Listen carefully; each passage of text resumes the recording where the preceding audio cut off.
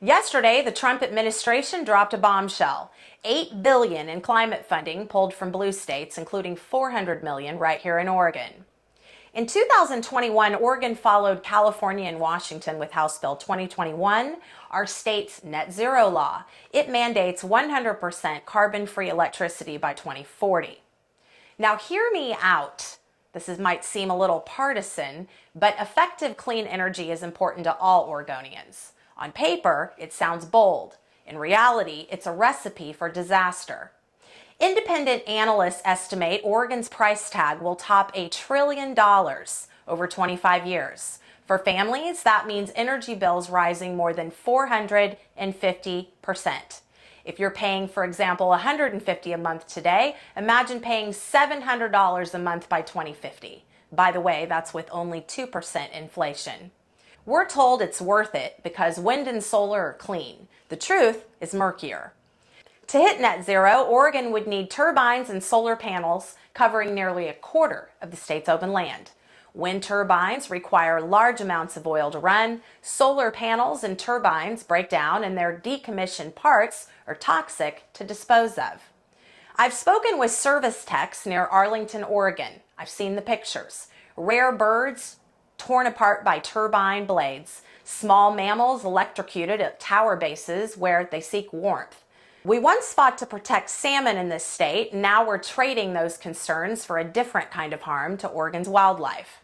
Here's the bigger problem. Wind and solar can't carry the grid alone. Electricity isn't like water. You can't just store it in a tank. It's a delicate, on-demand system. Solar requires enormous battery facilities, which themselves take massive energy to run and to build. Wind often has to be shut off because too much power floods the grid, causing costly interruptions and more instability. If we go down this road here in Oregon, California's rolling blackouts will become the norm here too. Across the country and internationally, wind and solar projects are being shut down because they can't deliver what was promised.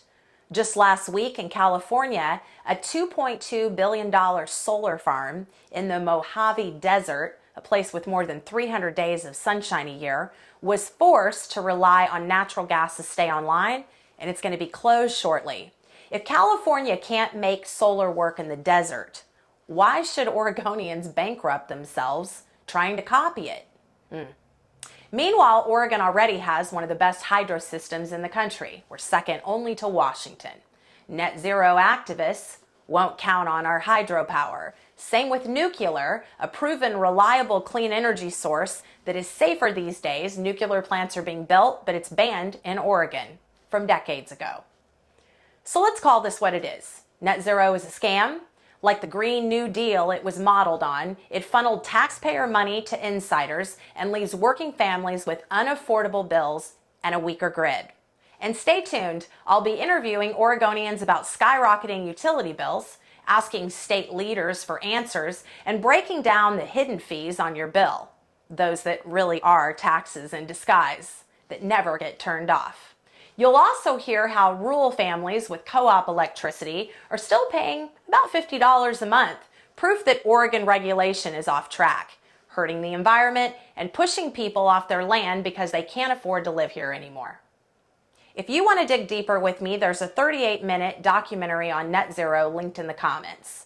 It's worth your time. Schedule a time to watch it, then come back and tell me what you think.